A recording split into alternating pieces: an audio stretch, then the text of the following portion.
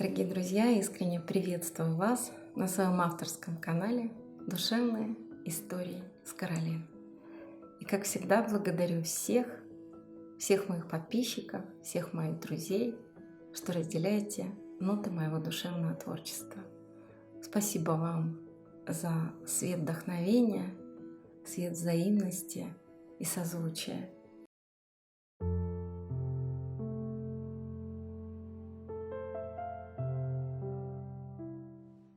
Авторская история «Пасхальный подарок».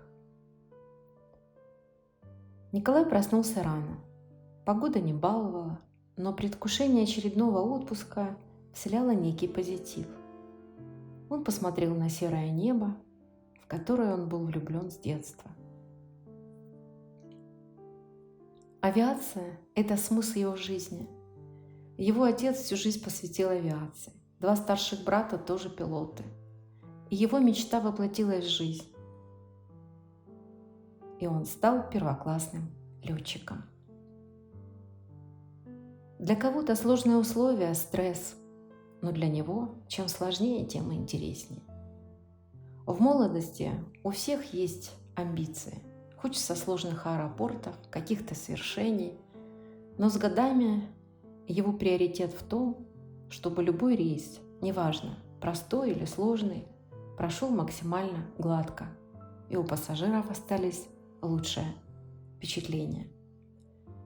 Он уже более 15 лет летает, и сегодня вечерний рейс Москва-Симферополь. Он ничем не отличался от обычного, разве что это была суббота в преддверии Пасхи. Вот только его жена Ирина была немного встревожена. Наверное, потому что ей с дня на день рожать, и у них это долгожданный первенец. Но сегодня Ирина испытывала какое-то особое чувство. Она обняла его и сказала: «Люблю тебя. Возвращайся скорее. Как-то мне сегодня не по себе. Может, рожать буду». «Ну что ты, дождись меня. Я же с тобой буду присутствовать при родах, как договаривались. Сегодня у меня последний рейс перед отпуском, и будем вместе ожидать появления нашего малыша», – подбадривающе сказал Николай. «Жду с нетерпением». Нежно обнявшись, они попрощались. Второй пилот экипажа, Сергей, был его другом. Они были не только лучшей командой, но и были вместе со школьной скамьи. Сегодня самолет был загружен полностью, пассажиры суетились, летели наверняка к родственникам или домой на пасхальные праздники. Погода не совсем была летной, дождь напоминал о весеннем пробуждении, однако вносил какую-то озабоченность. Женщина около 60 лет спешно прошла по салону самолета к своему месту с пасхальной корзинкой, откуда раздавались приятные запахи предвкушенного праздника. Удобно устроившись в кресле, громко стала рассказывать соседу, что летит к дочери и внукам поздравить с Пасхой, что сама испекла калачи и все приготовила с большой любовью для близких. Где-то в другом конце самолета дед рассказывал внуку о своих боевых заслугах. Посредине компания молодых людей весело обсуждала предстоящие выходные. В общем, обстановка в самолете была дружелюбной и располагающей. Николай, как командир воздушного судна, получил разрешение на взлет.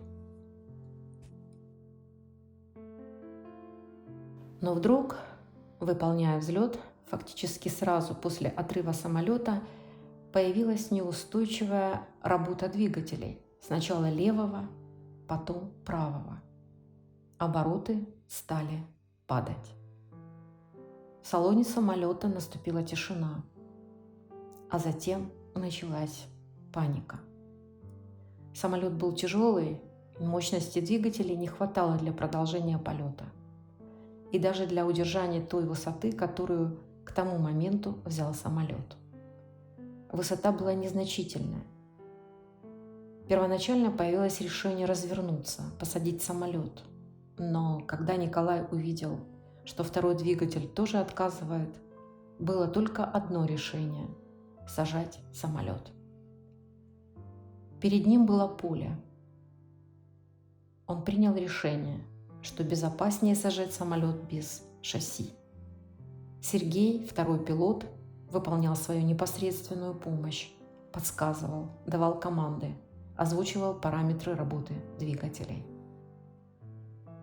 Самолет был полностью управляемый по продольному боковому каналу, и после отказа обоих двигателей, когда пошло неустойчивое снижение самолета, касание с землей уже было неизбежно.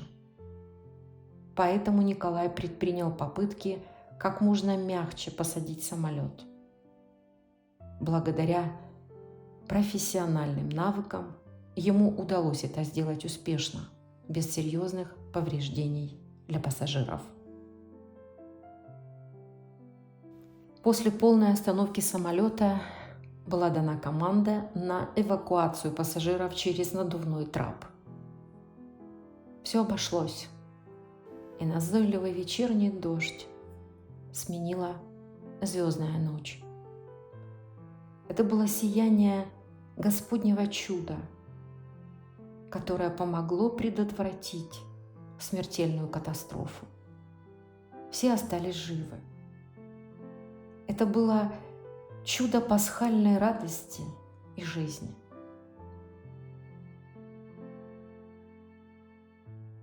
Пассажиры громкими овациями поприветствовали экипаж. И женщина со слезами на глазах с пасхальной корзиной приблизилась к Николаю, обняла и сказала: «Спасибо, спасибо, что спасли жизнь. Поистине, это чудо Господне. Возьмите эту пасхальную корзину. Позвольте мне сделать подарок вам.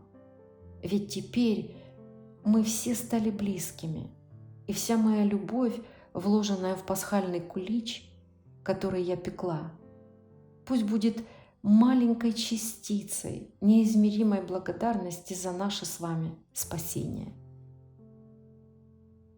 Спасибо и вам, что все верили в наше спасение, верили в нашу команду, а мы просто выполняли свою работу.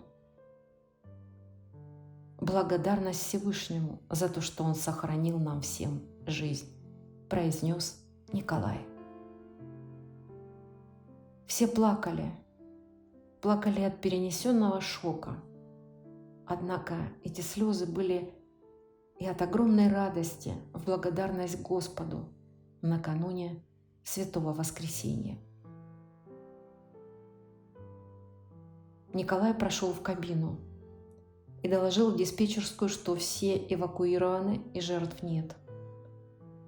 Диспетчер поблагодарил за работу и сказал: «Прими наши поздравления, Николай.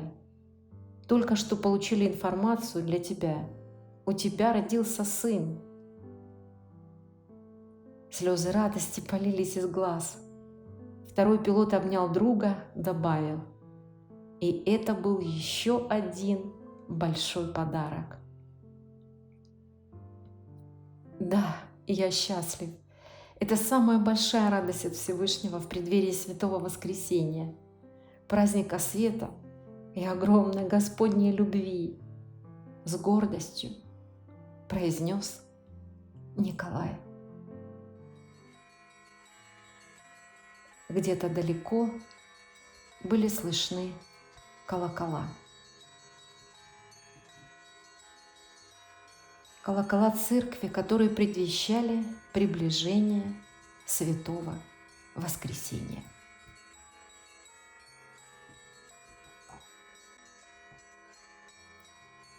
Христос воскрес и жизнь нам подарил, любовью, светом и заботой обнимая.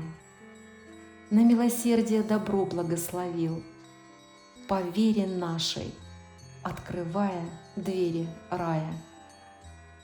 Возрадуемся мы святому воскресенью в молитве с чистотой сердечной. Господь свои спаслал благословенье для радости пасхальной, жизни вечной.